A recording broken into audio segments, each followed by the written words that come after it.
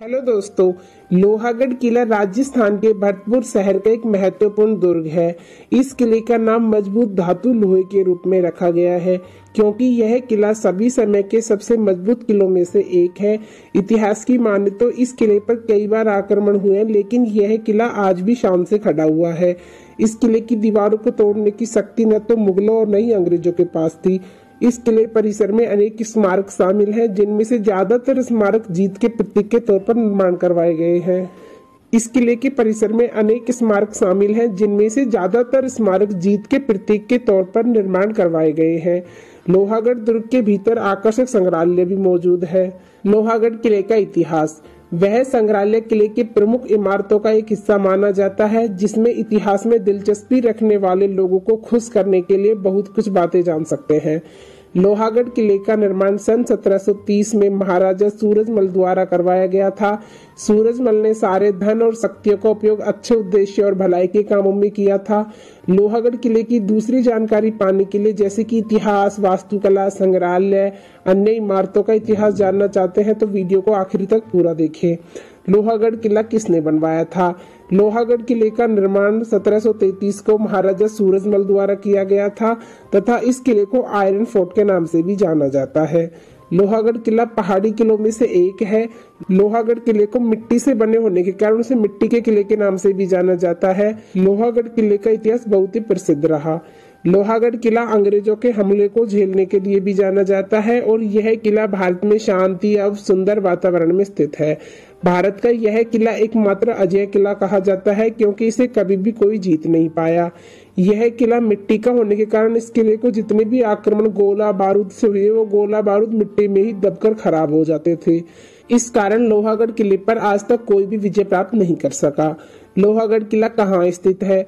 लोहागढ़ किला राजस्थान के भरतपुर शहर के मध्य में एक मानव निर्मित द्वीप पर बना हुआ है। लोहागढ़ किले की संरचना। लोहागढ़ किले को इतनी कुशलता के साथ बनाया गया है कि कोई भी दुश्मन यदि इस किले पर आक्रमण करे तो उसकी सारी मेहनत नाकाम हो जाती थी। लोहागढ़ के किले की दीवारें मिट्टी से ढकी हुई हैं, जिससे दुश्मनों को तोप के गोले मिट्टी में फंस जाते थे। तोप के गोले और बंदूक की गोलियां नाकाम रह जाते थे और खराब हो जाते थे। इसी कारण से लोहागढ़ किला इतना प्रसिद्ध हो गया। लोहागढ़ के किले के चारों ओर खाई बनवाई गई थी क्योंकि दुश्मन किले में प्रवेश न कर जाए और इन खाई में पानी भर दिया जाता था।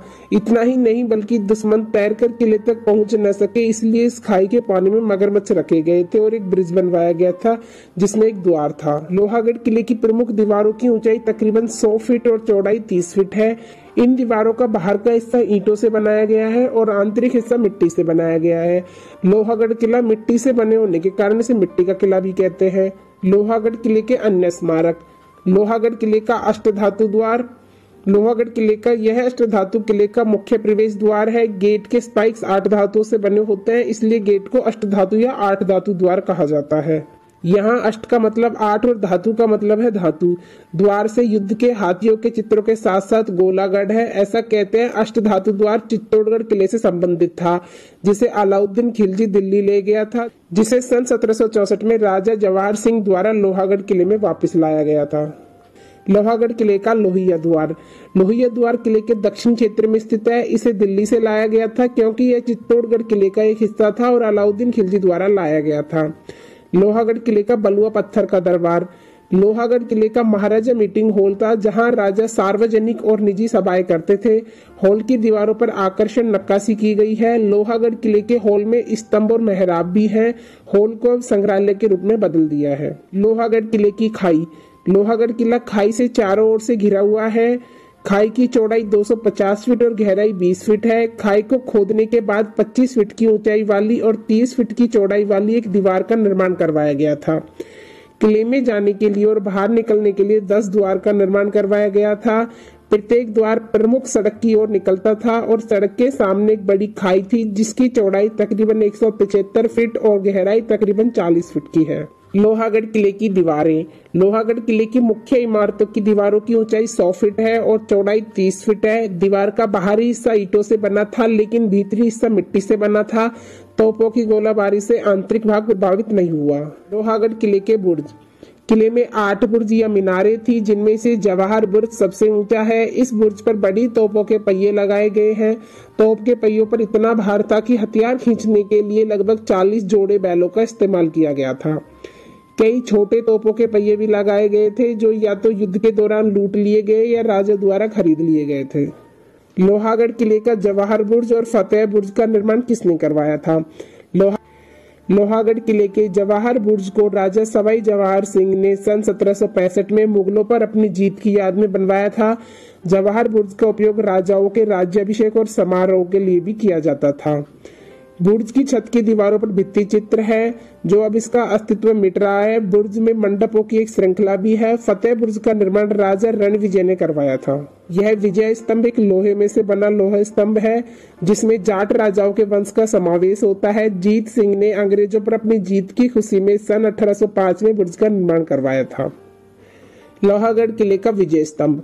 लोहागढ़ किले का विजय स्तंभ एक लोहे में से बना लोहा स्तंभ है, जिसमें जाट राजाओं के वंश का समावेश होता है। भगवान श्री कृष्ण से शुरू होकर उनका वंश सिंधुपाल तक माना जाता है, जो भगवान श्री कृष्ण के 64वें वंशज माने जाते हैं।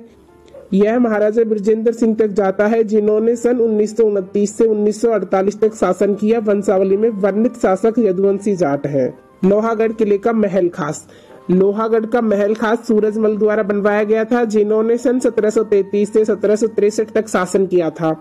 महल खास की छतें घुमावदार और बालकनियों को सहारा देने के लिए घोड़े सवार कोष्ठक का इस्तेमाल किया गया है। यह निर्माण जाट वास्तुकला का एक अनोखा हिस्सा है। किले के पूर्वी हिस्से में एक और महल खास है, जिस महल को राजा बलवंत सिंह ने निर्माण करवाया था, जिसने सन 1826 से 1853 तक शासन किया। लोहागढ़ किले का बदन सिंह पैलेस। बदन सिंह पैलेस का निर्माण सूरजमल के पिता ने किले के उत्तर पश्चिमी कोने में करवाया था। महल को ओल्ड पैलेस के रूप में भी जाना जाता है और इसे किले के उच्चतम बिंदु पर बनवाया गया था। सूरजमल के पिता ने सन 1722 से सन 1733 तक भरतपुर पर शासन किया। लोहागढ़ किले का कामरा पैलेस। कामरा पैलेस को बदन सिंह महल के बगल में बनवाया गया था और इसका इस्तेमाल हथियार और शस्त्रागार रखने के लिए किया जाता था। महल को अब एक संग्रहालय में बदल दिया गया है, जिसमें जैन मूर्तियां, हथियारों का संग्रह और अरबी और संस्कृत पांडुलिपियां शामिल हैं। लोहागढ़ किले का गंगा मंदिर। लोहागढ़ किले का गंगा मंदिर का निर्माण सन 1845 में राजा बलवंत सिंह द्वारा करवाया गया था। राजा ने घोषणा की कि जो लोग निर्माण में शामिल हैं, उन्हें अपना 1 महीने का वेतन दान करना होगा। मंदिर की वास्तुकला बहुत सुंदर है। लोहागढ़ किले का लक्ष्मण मंदिर। लोहागढ़ किले का लक्ष्मण मंदिर भगवान राम के भाई लक्ष्मण को समर्पित है। मंदिर का निर्माण में पत्थर का इस्तेमाल किया गया है। द्वार से लेकर खंबे, छत, मेहराब और दीवारों तक की आकर्षित नक्काशी की गई है। लोहागढ़ किले पर कितने हमले हुए थे?